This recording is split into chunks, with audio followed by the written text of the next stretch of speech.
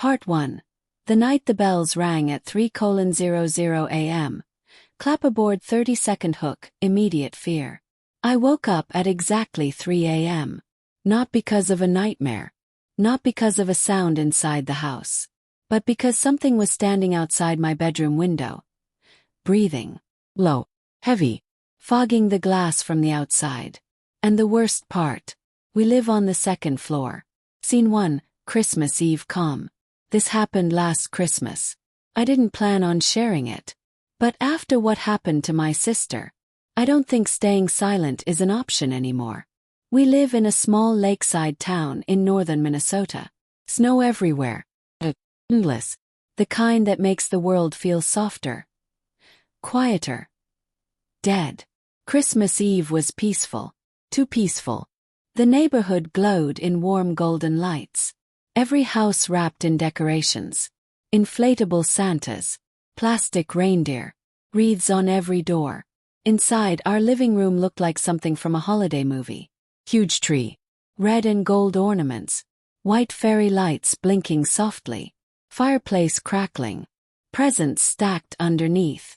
My mom baked cinnamon cookies. The smell filled the house. My little sister Emma wouldn't stop shaking the gifts to guess what she got.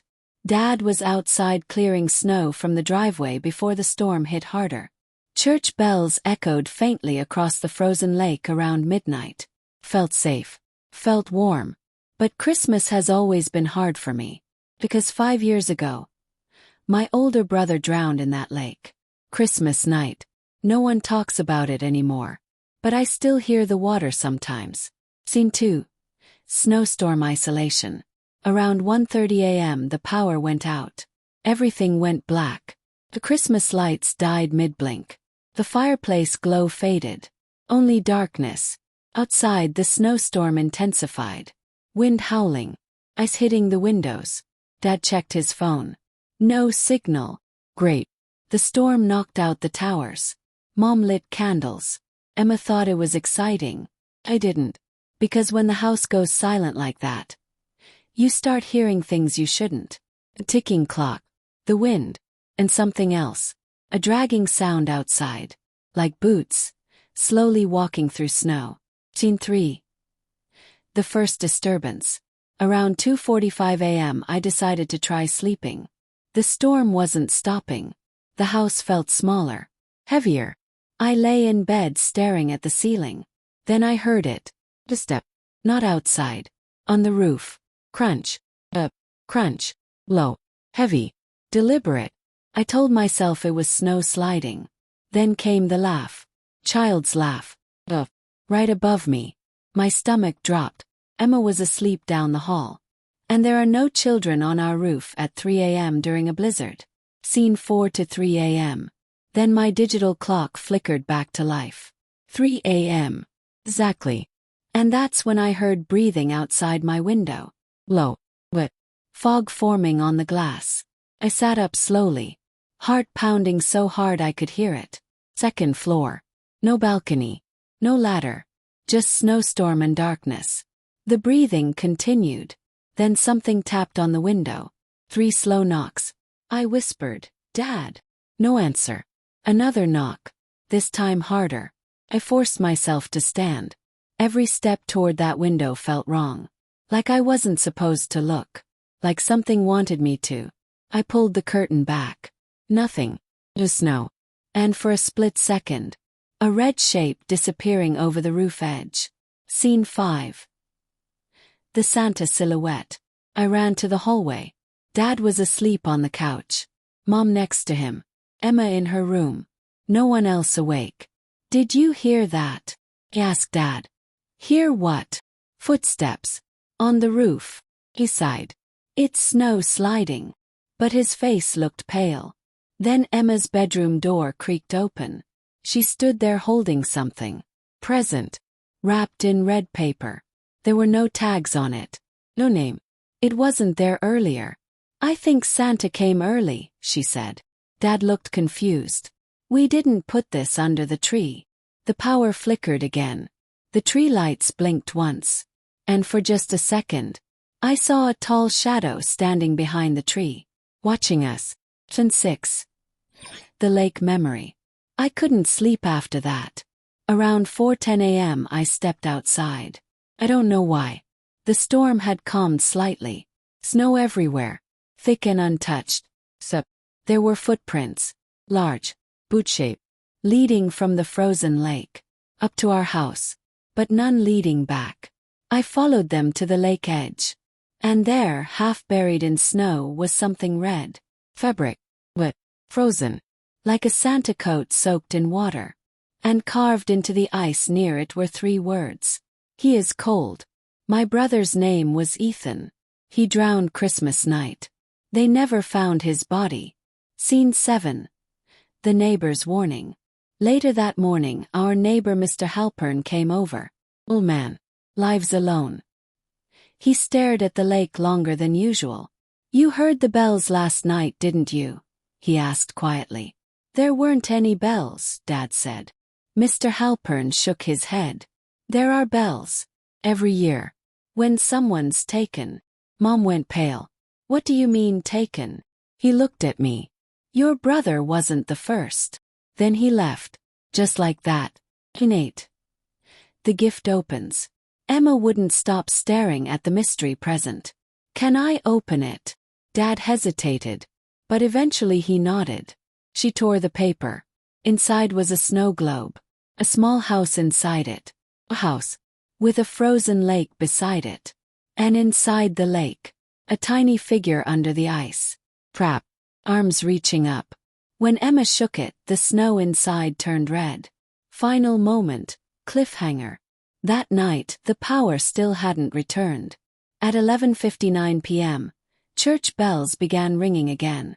But there is no church near the lake. At exactly midnight, someone knocked on the front door. 3 slow knocks. We all froze.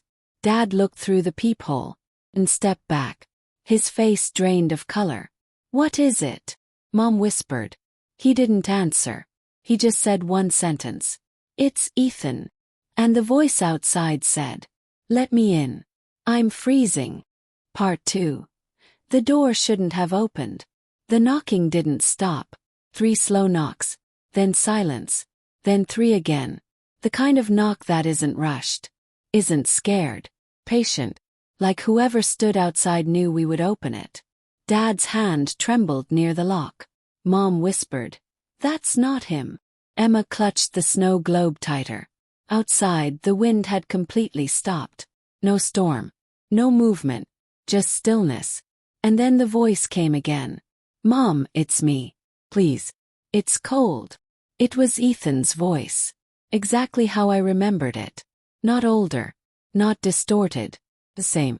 I felt my throat close. Because Ethan died 5 years ago. And we never found his body. Scene 1, the door opens. Dad unlocked the first bolt. Don't, I said. He ignored me. He unlocked the second. Third. The door creaked open slowly. Cold air rushed inside. So cold it burned my lungs. But there was no one there. Just snow. And footprints leading up to the porch. Large. Boot-shaped. But what made my stomach drop? They weren't fresh. They were filled with frozen water. Like someone had stepped out of the lake. And stood there long enough for it to freeze. Mom whispered, close it. Dad shut the door fast. But before it fully closed, I saw something at the end of the driveway. Tall silhouette. Red. Butching. Then gone. Scene 2. The elf in the corner. We didn't sleep. None of us. Around 1:40 a.m., Emma gasped. She was staring at the shelf near the tree. Her elf on the shelf doll had moved. Its head was turned toward the hallway. And its painted smile looked wider. Dad moved it, Mom said quickly. Dad shook his head. I didn't touch it. The lights flickered again. The fireplace hissed. Then the elf fell off the shelf. Not dropped, pushed. It landed upright on the floor. Facing me. Its tiny hand was wet. Scene 3, the message. At 2:13 a.m. my phone buzzed. No signal bars. No Wi-Fi. But a notification appeared anyway. Unknown email. Subject. Delivery confirmed. My heart pounded. Opened it. It was a receipt for a Christmas recovery package. Delivery address: a house. Delivery source: Lake Access Point 7. Ordered by you. I never ordered anything. Below that was one line: drowning victims deserve to come home. Then my phone died. Battery 78% to 0% instantly. Scene 4. The hidden path. I couldn't sit inside anymore. Something was pulling me toward the lake. The same way it did 5 years ago when Ethan ran out into the snow. I grabbed a flashlight. Dad tried to stop me. I need to see something, I said. The air outside felt wrong. Not cold. Heavy. The footprints were back. Fresh this time. Leading from the side of the house toward the trees. Not from the driveway. Followed them. Behind our house, beyond the fence, there's a narrow path we never use. Snow covered it. But tonight it was cleared. Like someone had walked it over and over. It led straight to the lake. Halfway down the path, I noticed something hanging from a tree branch. Christmas ornament. One of ours. Gold. Crack. And inside it, water. Dripping slowly. Even though it was below freezing. Scene 5. The lake edge. The frozen lake stretched endlessly under moonlight. Silent. But beautiful. Well, in the distance I saw something near the center. A dark shape under the ice. Then I heard it. Knocking. From beneath the surface. 3 taps. 3 taps. Froze. The ice beneath my feet groaned. And the knocking grew louder. Let me out. The voice didn't echo through the air. It echoed through the ice. Through my boots. Through my bones. I backed away slowly. But then, the surface cracked. A thin line spreading outward from where the dark shape moved. And I saw a hand. Pressed against the underside. Waterlogged. Frozen fingers scraping upward. Scene 6. The neighbor's confession. I ran back toward the house. But someone was standing at the end of the path. Mr. Halpern. Holding a lantern. You saw him, he said quietly. What is happening? Shouted. He didn't look surprised. This lake doesn't let go, he said. What do you mean? Every Christmas. It calls back what it took. Felt sick. That's not possible. He stepped closer. You think your brother drowned by accident? My chest tightened. He was running toward something. What? Mr. Halpern looked toward the frozen lake. Someone standing on the ice. Wearing red. Scene 7. The disappearance.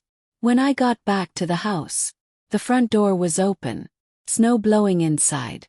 Lights flickering violently. Mom crying. Dad shouting Emma's name. The snow globe was shattered on the floor. Water everywhere. But no Emma. Her bedroom window was open. Curtains flapping in the wind. No footprints below it. Nothing. Just untouched snow. Dad grabbed his coat. She couldn't have gone far. But I knew. She didn't walk. She was taken. Just like Ethan. Then from somewhere deep behind the house. Near the lake. We heard a child laughing. Scene 8. The roof again. Dad ran outside. Mom collapsed onto the couch sobbing. Followed the sound. Halfway across the yard. Something moved above me. On the roof again. Heavy steps. Dragging something. I looked up. And there he was. Standing at the edge. Red coat soaked dark at the bottom. Long white beard dripping water. Face shadowed. Holding something small in one hand. Dangled. Tiny pink boot. The figure tilted its head. And in Ethan's voice it said, Christmas is for family. Then it stepped backward. And vanished off the roof without a sound. No thud. No landing. Just gone. Final cliffhanger. The ice breaks. We rushed toward the lake. Because the laughing was coming from there now. Childlike. Echoing. The ice in the center had cracked open. A dark circle in the frozen surface. Steam rising from it. And standing at the edge. Was Emma. Facing the water. Not moving. Dad screamed her name. She slowly turned around. Her eyes were open. But they weren't hers. They were pale blue. like frozen glass. Her lips parted. And in a voice that wasn't hers, she whispered, "He's not alone down there." Then the ice beneath her feet shattered, and she fell backward into the black water. Part 3. What lives beneath the ice? Emma didn't scream when she fell. That's what haunts me. There was no splash loud enough to feel real. Just a crack, break, then silence. The black water swallowed her like it had been waiting. Dad ran first, followed. The hole in the ice steamed in the freezing air. Thin mist curling upward like breath. "Emma!" Dad shouted. No answer. Just dark water moving gently in the broken circle. "To come." Like something had settled. Dad dropped to his knees and reached in. The cold hit him instantly. He gasped but didn't pull back. "I can't feel her." The ice beneath us groaned again. I grabbed his jacket. "We'll both go in." Then something touched his hand from below. His entire body froze. He looked at me slowly. "There's something down there." Scene 1. The pull. The water suddenly erupted. Dad was yanked forward. Half his body plunged into the freezing lake. I grabbed him, screaming. For a second I saw beneath the surface. Not clearly, just shapes, long shadows moving in slow circles. And then, a pale face pressed upward from the darkness. Not Emma. Not Ethan. Something else. He's too wide. Mouth open. Water pouring out of it like it was breathing the lake itself. Dad ripped his arm free. His sleeve was torn. Skin scratched deep. We scrambled back from the hole. The water calmed instantly, like nothing had happened. Into the bells. From across the lake, church bells began ringing. Low, heavy, midnight bells. But it wasn't midnight. Check my watch. 3 a.m. Exactly. 3 long rings. Then silence. The mist over the water thickened. And I swear I heard children whispering inside it. Dad grabbed my shoulders. "We're going home." "But Emma, we can't help her like this." His voice cracked. We stumbled back toward the house. But halfway across the yard, turned. Emma was standing at the edge of the hole again. Dripping. Ill. Watching us. Scene 3. Not her.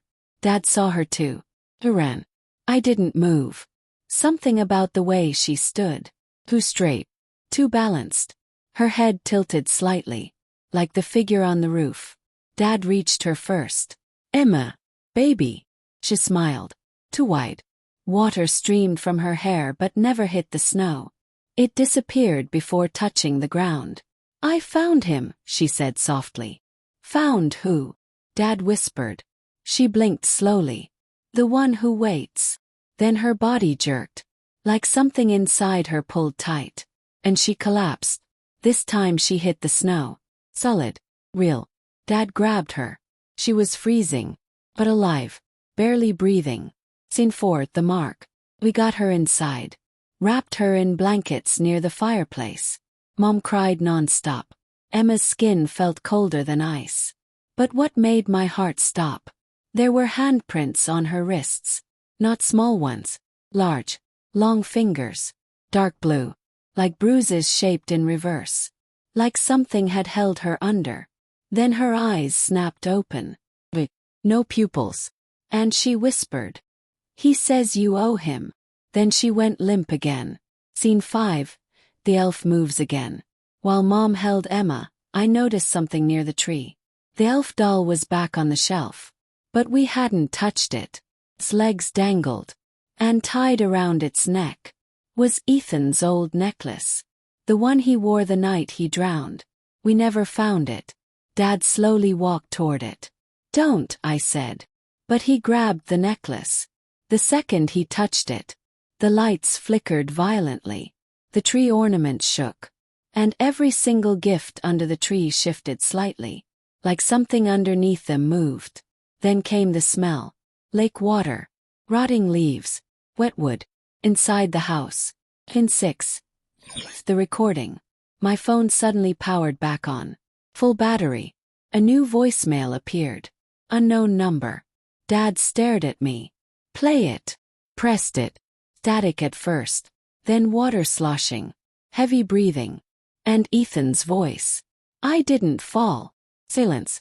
I was pulled. A scraping sound. Ice cracking. Don't let it take her too. The message cut off. Mom dropped to the floor.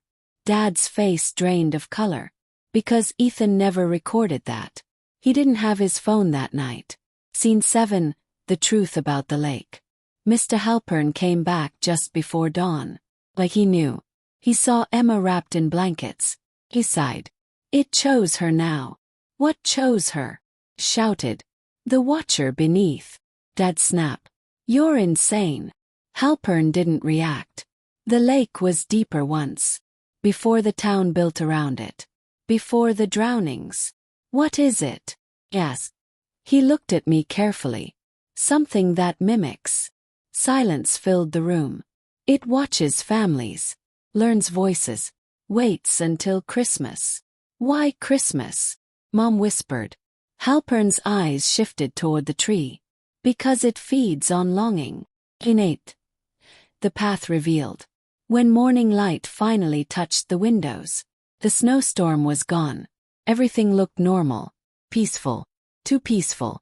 But behind our house, the path to the lake was fully cleared now. Not just footprints. The entire trail. Wide enough to drag something through. And leading from the lake. All the way to our back door. But stopping just before it. As if whatever came last night didn't need to leave.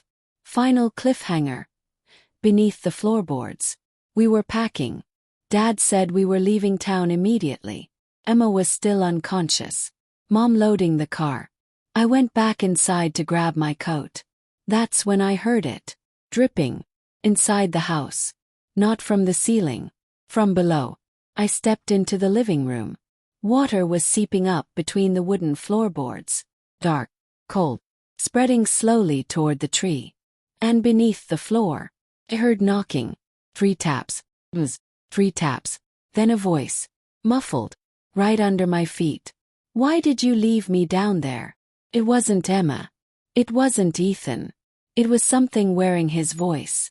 And the water began rising. Part 4. The house that started drowning. The water wasn't flooding from outside. It was rising from beneath us. Dark liquid seeped through the wooden floorboards, spreading slowly across the living room. It smelled like the bottom of the lake. Rotting leaves, old wood, something metallic. Dad ran in from the driveway. What the hell? His boots splashed. The tree lights flickered on by themselves. But we still had no power. Emma's body jerked on the couch. Her eyes opened. Both pupils different sizes. And she spoke in 2 voices at once. One hers. Not. You left him in the cold. Scene 1. The fireplace goes out. The fire in the fireplace hissed violently. Steam filled the room as the rising water touched the bricks. The flames died instantly. Smoke curled upward. And the temperature dropped so fast my breath fogged. Mom grabbed Emma. We're leaving. Now. But the front door wouldn't open. Dad pulled hard. Felt like something was holding it shut from the outside. Or pushing from the other side. 3 heavy thuds hit the door. The wood splintered slightly. Water kept rising. An inch deep now. Cold around my ankles. Scene 2. The ornament falls. One of the gold ornaments dropped from the tree. Rolled across the floor. And stopped at my foot. Cracked open. Inside it was lake water. And something small. Baby tooth. My stomach dropped. It was Ethan's. He lost it ice skating on that same lake when he was 7. We kept it in a drawer upstairs. Not inside an ornament. Not filled with water. Behind me. The elf doll fell again. But this time it didn't land upright. It stood up slowly on its own. Head twitching. And pointed toward the hallway. Scene 3. The basement door. The hallway carpet was soaked. Water was pouring from beneath the basement door. We never used the basement. It's unfinished. Just storage. Dad looked at me. You stay with your mom.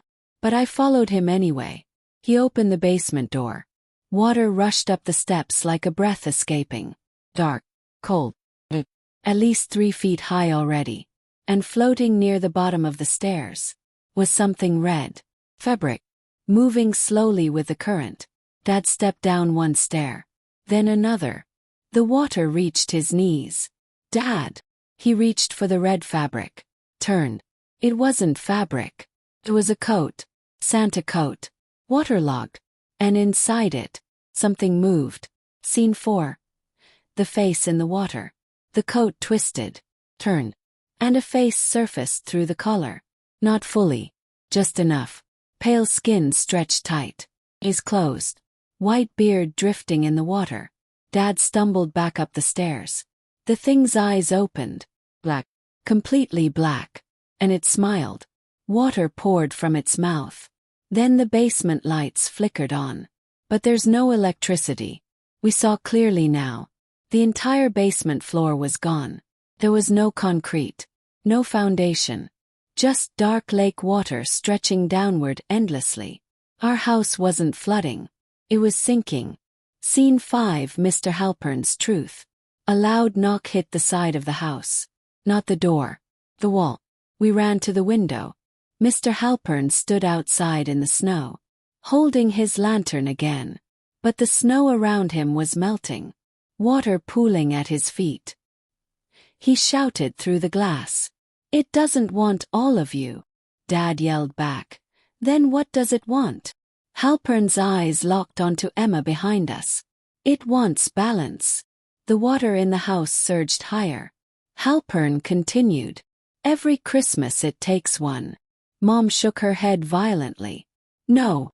Halpern's voice cracked. "It took my daughter first." Silence. "It mimics the dead, so you open the door." My heart pounded. "You knew and didn't stop it." "You can't stop it." He looked at me. "You can only trade." Scene 6. The offer. The basement water began climbing the stairs. The Santa figure rose slowly from below, standing now at the bottom step. Head almost brushing the ceiling. Dripping. Touching. Emma stood up suddenly. Blankets falling. Her voice shifted deeper. "He remembers you." She was staring at me. My throat went dry. "Why me?" Her head tilted sharply. "You were supposed to fall that night." Memory hit me like ice water. 5 years ago, Ethan and I were arguing near the lake. I dared him to step farther out. I walked back first. He didn't. The ice cracked under him. Ran. I didn't go back. I told everyone it happened too fast. But that wasn't true. I heard him calling for me. And I ran home. Scene 7. The lake chooses. The Santa thing climbed one more step. Water spilling with each movement. Its boots left wet prints on the staircase wood. Emma's eyes rolled back. "It wants the one who left." Mom looked at me. Too. Not accusing. Just terrified. The water reached waist height now. Floating presents bumped against us. The tree leaned. Ornaments shattering. The Santa figure spoke for the first time. Not in Ethan's voice. "Mine. You owe me." Innate. The path opens. Suddenly the back wall of the house cracked. Wood splitting. Drywall tearing open. And beyond it wasn't snow. Wasn't yard. It was the lake. Directly against our house. Black water pressing inward. The hidden path behind our house was gone. Replaced by open water. The Santa figure stepped aside. Like it was giving me space. Emma whispered softly now in her real voice. "It doesn't want me." Her hand grabbed mine. Cold. Shaking. "I think it wants you to come back." Final cliffhanger, the choice. The water reached my chest. Dad shouted, "We're leaving." But the front door burst open. Not outward. Inward. And beyond it, there was no street. No driveway. No town. Only frozen lake stretching into darkness. Church bells began ringing again. Low. 3 times. The Santa figure pointed toward the ice. And beneath the surface, I saw Ethan's face clearly for the first time in 5 years. Open. Mouth moving. Not angry. Not scared. just waiting. The water around us stopped rising, like it was giving me time to decide. And Emma whispered one final sentence. If you don't go, it will take Dad next. Part 5. The walk onto the ice. The bells stopped. The water inside the house froze in place around my chest. Everything held still, waiting. Dad grabbed my arm. You're not going. But the Santa figure, tall, dripping, wrong, tilted its head slowly. And behind it, through the open doorway, the frozen lake stretched into darkness. Emma's fingers tightened around mine. It won't stop, she whispered. It never stops. The ice outside groaned, like it was breathing. And I knew something in my bones. If I didn't walk out there, it would come inside. Scene 1. Stepping outside. The moment my foot touched the ice, the water inside the house drained instantly. Vanished, like it had never been there. Mom screamed my name. Dad tried to follow me. But the doorway slammed shut. Solid wall again. Our house looked normal from the outside. Decorated. Peaceful. Snow untouched. Except for one path. A single trail across the ice. Leading toward the center. Toward the dark crack where Emma fell. The Santa figure stood behind me now. Blows. I could hear water dripping from its coat onto the ice. Blow. Steady. I didn't turn around. Because I already knew. If I looked at its face fully, I wouldn't see Ethan. See myself. Into. The ice remembers. Each step echoed. Not outward. Downward. Like something beneath was listening. Halfway to the center, I heard footsteps beside me. Crunching. Matching my pace. I looked. No one there. But under the ice, shadows moved below my boots.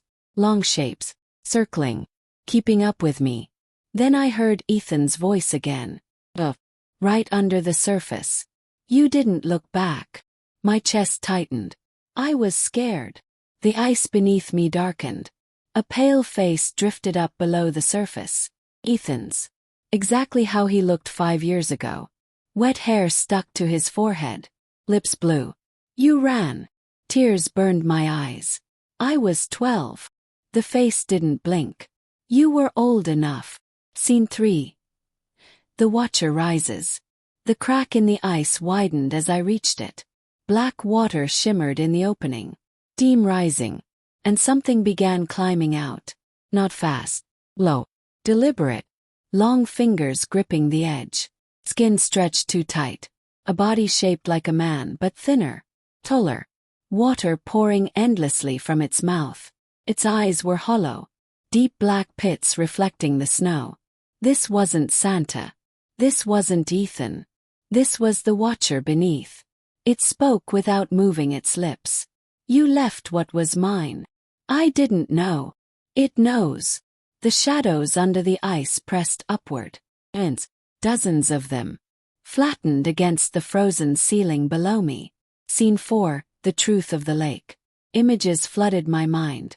Not memories. Older. The lake before houses. Before town. Before names. Something ancient trapped beneath ice centuries ago. Not drowning. Imprisoned. It couldn't leave the water. So it learned. Learned voices.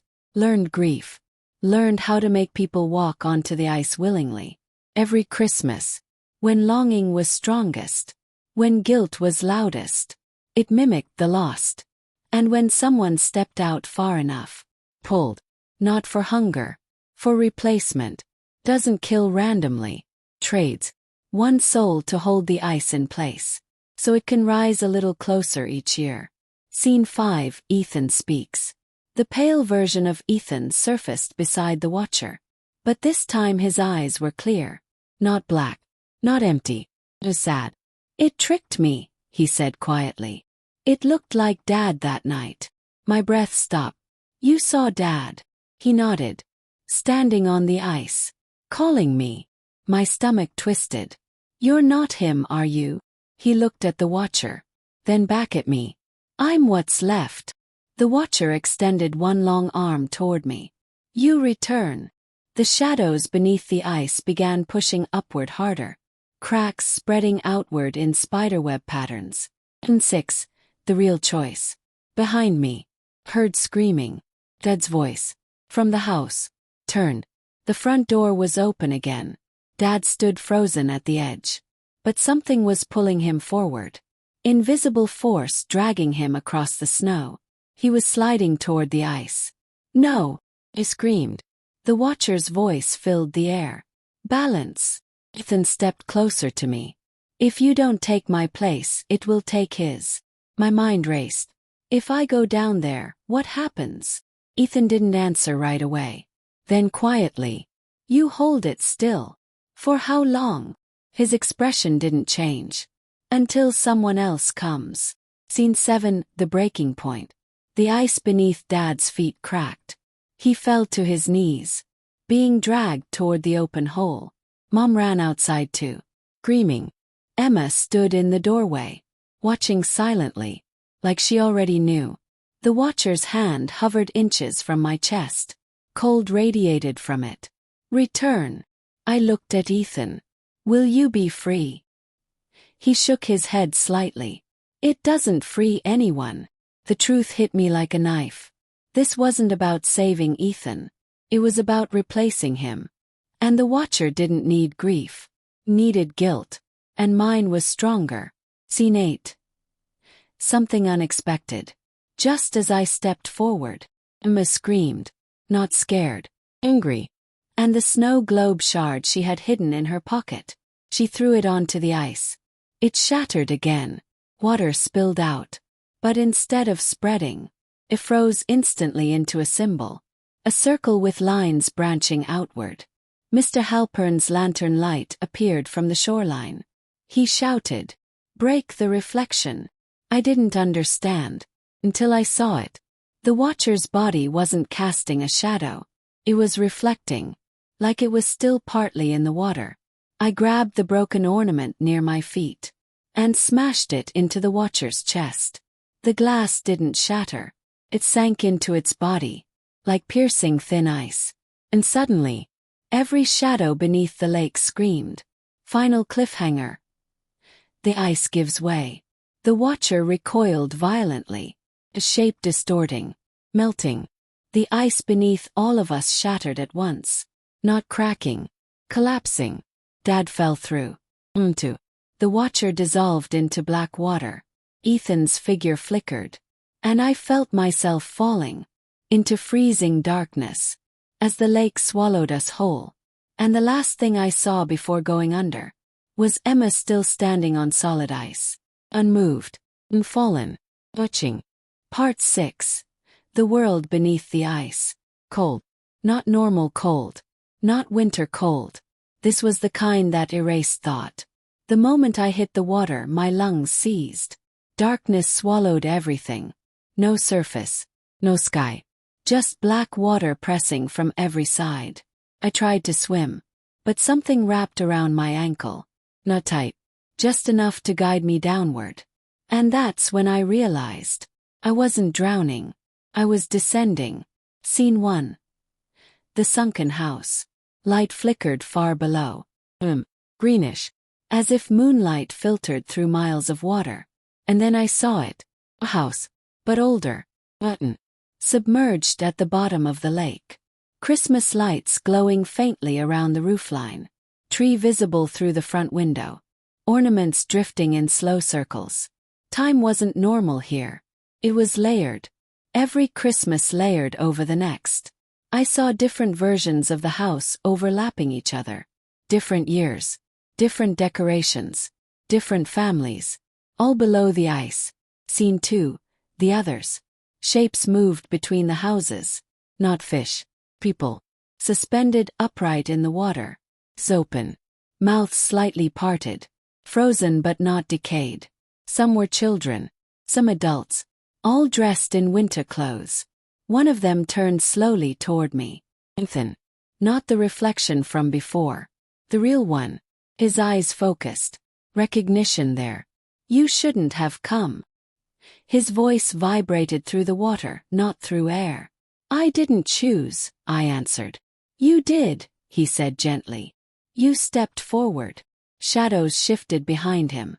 Dozens more watching. Scene 3, the anchor. At the center of the lake floor, something massive pulsed.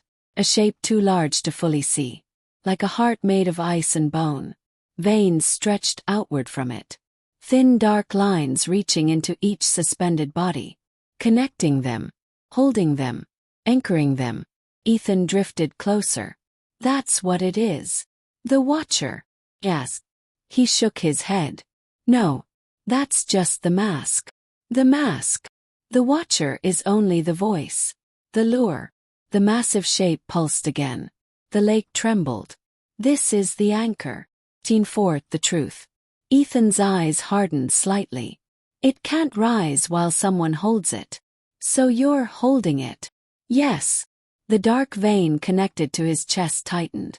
And now it wants you. I looked around. All the suspended figures had the same vein attached to them.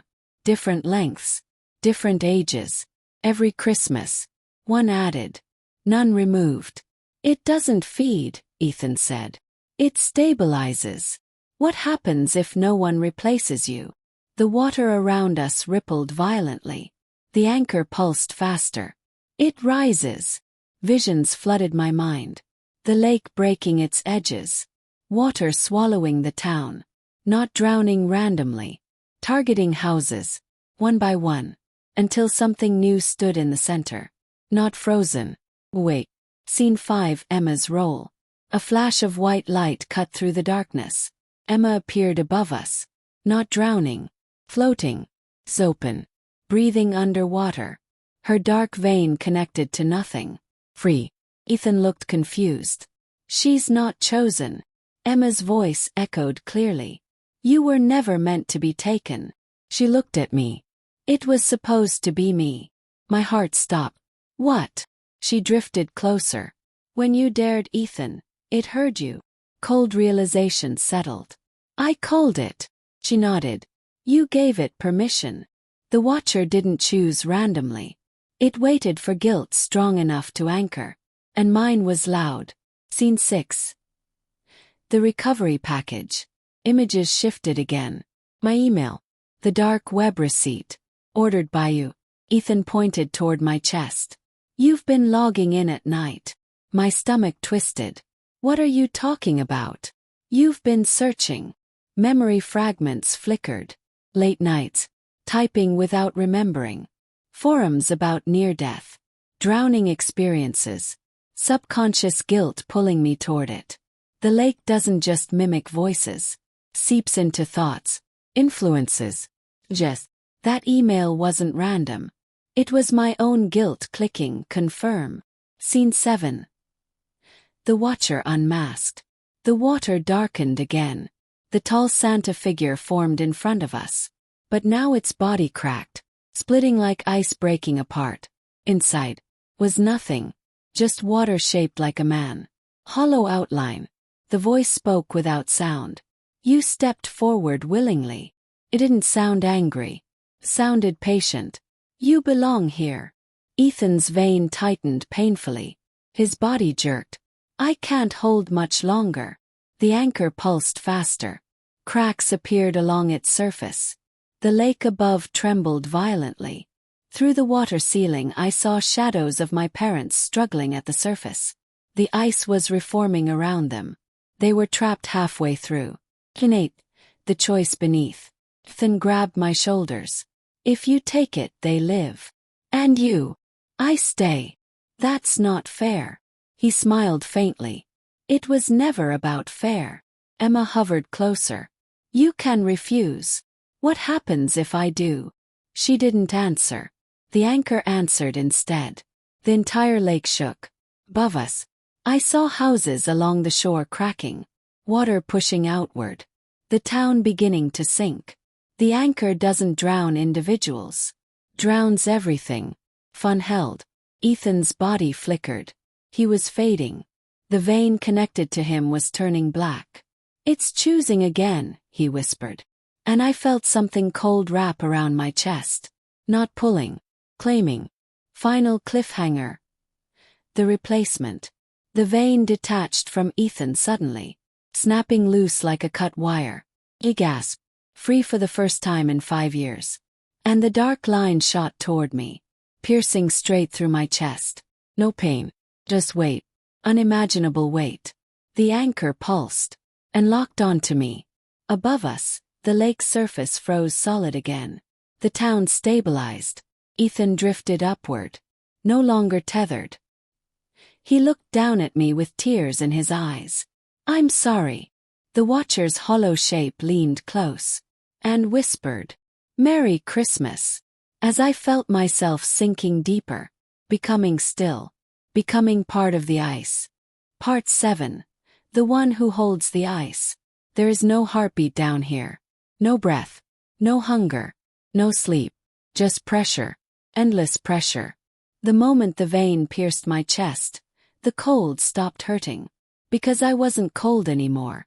I was still. Suspended above the massive frozen heart of the lake. The anchor pulsed once. Low. Heavy. And I felt it inside me. Not like pain. Like responsibility. The chaos above stopped. The lake's surface hardened. The cracking town stabilized. And I understood something terrifying. The watcher doesn't rule this place. The anchor does. Now. Do I? Scene 1. Ethan rising. Through the thick ceiling of water above, I watched Ethan drifting upward. Free. Untethered. He looked lighter. Alive almost. As he reached the underside of the ice, the surface opened just enough. He passed through. Safe. The first one in decades to leave. And I stayed. The vein inside my chest pulsed again, locking me in place. The other suspended bodies turned slightly toward me. Watching. Not angry. Not relieved. Just aware. They weren't prisoners anymore. They were extensions. And now I was the center. Scene 2. The anchor speaks. The massive frozen heart beneath me cracks slightly. Not breaking. Breathing. Its voice didn't echo. It vibrated directly through my bones. "You understand now." I didn't respond. "You called me." Images replayed in my mind. Adair. The argument. The moment I turned my back on Ethan. The guilt that followed for 5 years. "You fed me." It wasn't accusing. It was stating fact. "I never wanted this," I whispered. "No one does." The watcher form, the hollow Santa, appeared beside me again. But smaller now. Less defined. Without the anchor it's nothing. It is just the mask grief wears. Scene 3. Above the ice. I could see faint movement above. Dad and Mom had been pulled back onto solid ice. Emma standing over them. Alive. Whole. No vein connected to her. She looked down through the frozen surface.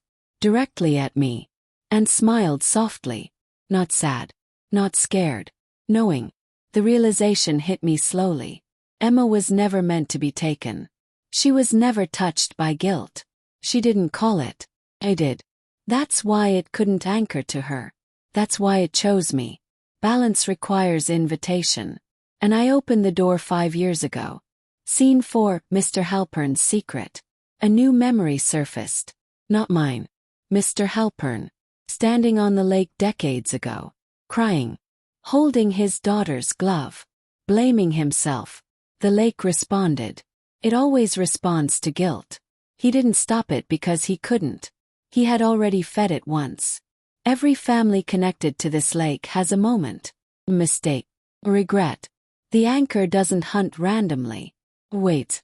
For someone who believes they deserve punishment. Scene 5. What I am now. Time feels different here. Layered. I can see every Christmas at once.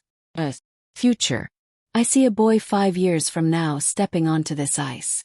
Chasing something he thinks is his dog. I see a mother calling for her lost child.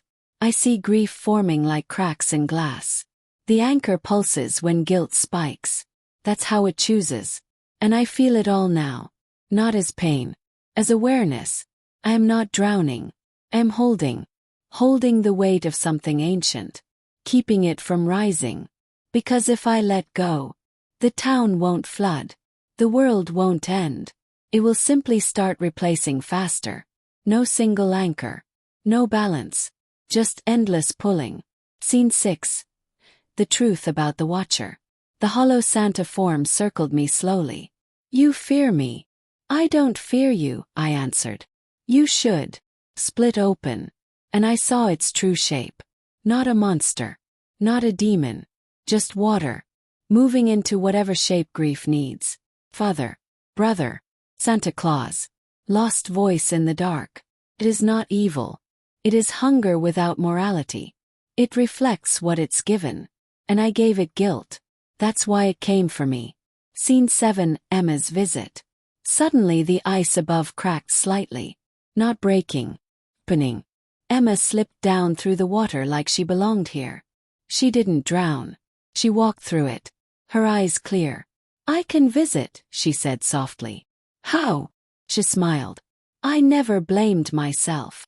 That hit harder than the cold ever did. You were 12 too, she continued. But you forgave yourself. I didn't. I felt the anchor pulse slower. Hummer. Emma looked at the other suspended figures. You can't free them, she said gently. I know. But you can guide. Guide what? She looked up at the surface. Next year. Scene 8. The real horror. I followed her gaze. Next Christmas. I see it clearly now. Dad standing near the lake alone. Still grieving.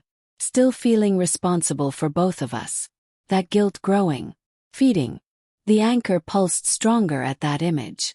It doesn't just respond to mine. It responds to anyone connected. If Dad's guilt grows too strong, it will try to take him. Not because I fail. Because balance shifts. I am holding it. But guilt feeds it. And this lake is surrounded by families. Surrounded by regret. Surrounded by secrets. I understand now what the anchor truly is. It is not a monster. It is accumulation. Every unspoken apology. Every I should have. Every if only. Solidified into something that needs weight to stay buried. Now. I am that weight. Final cliffhanger. The warning. Emma begins rising back toward the surface. Before she leaves, she looks at me one last time. You can't let Dad blame himself. How? Yes. He pauses. Because if his guilt becomes stronger than yours. The anchor pulses violently once. The water around us trembles. And I feel the vein inside my chest loosen slightly. Just slightly. Emma's final words echo as she disappears above. It will trade again. And I realize something horrifying. I am not permanent. The anchor always chooses the heaviest heart. And next Christmas might not be mine. Part 8. The last bell 1 year later. You don't measure time the same way when you're anchored to the bottom of a lake. You measure it in guilt. And this year it grew fast. I felt it long before December came. Dad stopped sleeping by October. I could see him sitting at the kitchen table at 2 a.m., staring at the lake through the window, blaming himself. For Ethan. For me. For letting the door open that night. Mom tried to hold the house together, but the silence between them was heavy. She visited less. Not because she couldn't. 'Cause she was afraid. Afraid of what I was becoming. Scene 1. The guilt shift. The anchor began pulsing harder in early December. Not because of me. Because of Dad. Every time he whispered, "It should have been me," the water around me tightened. The dark vein in my chest trembled. The anchor doesn't care about fairness. Cares about weight. And Dad's heart was getting heavier than mine ever was. I tried to hold steady. Tried to contain it. But I was starting to understand something terrifying. I was never meant to be permanent. I was a placeholder. Until someone heavier came along. Scene 2. Christmas Eve again. The house above decorated the same way. Lights, fireplace, presents, but no joy, no laughter, just tension. At 11:59 p.m., the church bells rang again. Low. 3 times. Dad stood up immediately, like he'd been waiting. He walked toward the door before Mom could stop him. Emma screamed, "Don't open it." But he did. And outside was me, standing in the snow. Exactly how I looked the night I walked onto the ice. Wet hair. Pale skin. Tea eyes. The watcher had learned my face now. Scene 3. The reflection. I felt it from below. The moment Dad saw me, his guilt spiked violently. The anchor pulsed like a heartbeat about to burst. The vein inside my chest loosened further. The watcher spoke in my voice. You can trade with me. Dad stepped forward without hesitation. Take me instead. Emma ran outside, grabbing his arm. It's not him. But the lake surface had already begun cracking. Thin fractures spreading from the shoreline.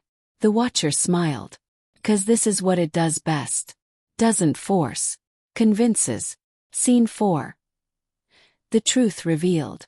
Down below something changed. The anchor didn't just pulse. Split. A fracture ran through its frozen heart. And for the first time I saw inside it. There was no ancient demon.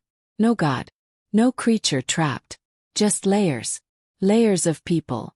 Every anchor before me. Compressed. Merged. Their guilt hardened into structure. The anchor isn't a monster. It's a monument. Built from remorse. And I understood the final truth. The lake doesn't need one person to hold it. Needs belief. As long as someone believes they deserve punishment. Survives. If no one accepts guilt. Dissolves. Scene 5.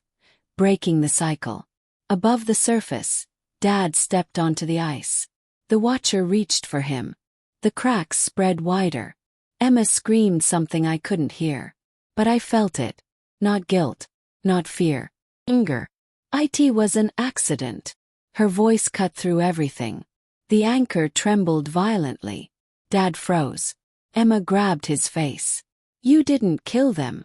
Her voice broke. Neither did he. For the first time in 5 years. Dad said it. Loud. It wasn't your fault. The words hit the ice like a hammer. Down below, the vein in my chest snapped. Not violently.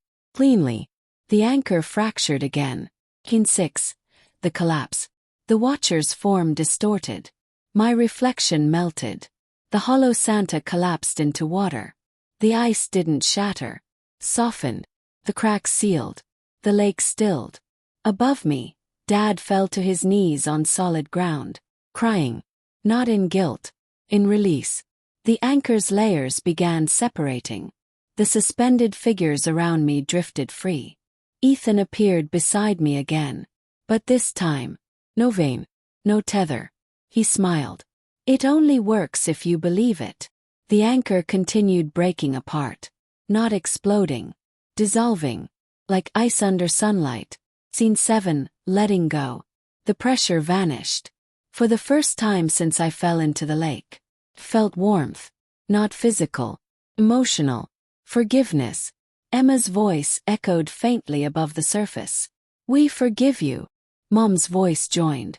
It wasn't your fault. Dad whispered it again. And the final piece of the anchor turned to mist. The lake floor became just mud and stone. No heart. No veins. No watcher. Just water. Innate, the surface. Arose slowly. Not pulled. Floating. Through calm dark water. Through the softened ice. Breaking the surface gently. Snow falling lightly around us. Dad saw me first. Not a reflection. Not a mimic. Me. Breathing. Alive. Emma ran first. Then Mom. Dad couldn't move. He just stared. I'm sorry, he whispered. I shook my head. It's over. And it was. The lake was just a lake again. Silent. Ill. No bells. No shadows. No footprints from nowhere. Final twist, one last detail. Weeks passed. Christmas decorations came down. Life felt normal again. Too normal. Until late January. Emma and I were walking past the lake. The ice had fully melted. Clear water. Nothing beneath. Then she stopped, pointed quietly toward the center. Floating there was a small object. We walked closer. It drifted gently toward shore. Snow globe. Inside it. Tiny house. Beside a frozen lake. And under the ice. Faint dark shape. Barely visible. Not moving. Just waiting. Emma looked at me. You said it was gone. I didn't answer. Because at that exact moment, far across the town, church bells rang once. Not 3 times. Just once. And I felt something subtle in my chest. Not a vein. Not weight. Just a reminder. The lake doesn't disappear. Sleeps. And guilt never truly does.